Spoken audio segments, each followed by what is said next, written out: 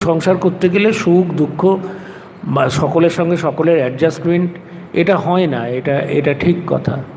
কিন্তু যিনি ওগুলোকে উপেক্ষা করতে পারেন তিনি যিনি উপেক্ষা করে ঈশ্বরের কথা শুধু শোনেন, ঈশ্বরের কথা, ঈশ্বরের গান, নাম এই সব শোনেন, তিনি কিন্তু মানসিকভাবে অনেকটা পরিষ্কার থাকেন এবং অনেক দেখবেন আনন্দে থাকেন।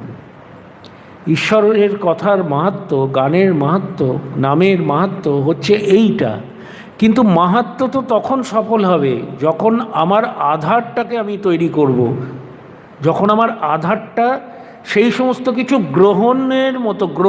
গ্রহণ করার মতো একটা জায়গায় আমার আধারটা যখন আমি তৈরি করব ঘষে মেজে, তবে তো সেগুলো আমার ওপর এসে এফেক্ট করবে, আমার মনের ওপর এসে এফেক্ট করবে, এবং তবে আমি ঈশ্বরমুখী আমাকে নিজেকে তৈরি করতে পারব।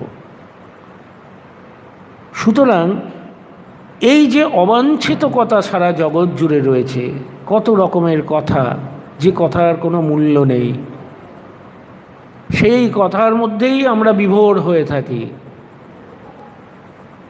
সেই রবীন্দ্রনাথ ঠাকুরের গান আছে, তোমার কথা এটা কেহ তো বলে না, করে শুধু মিছে কোলাহল, সুধা সাগরের তীরেতে বসিয়া পান করে শুধু হলাহল।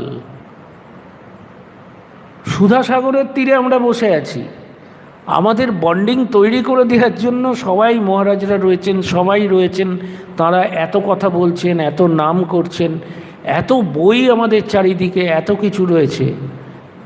কিন্তু ওটাকে উপেক্ষা করে আমি ওই সেই সংসারীয় কথাবার্তা, অমুক তমুক, এই সবের মধ্যেই আমি নিবদ্ধ আছি। যার ফলে কি হচ্ছে, আমার আধারকে আমি পরিষ্কার করতে পারছি না।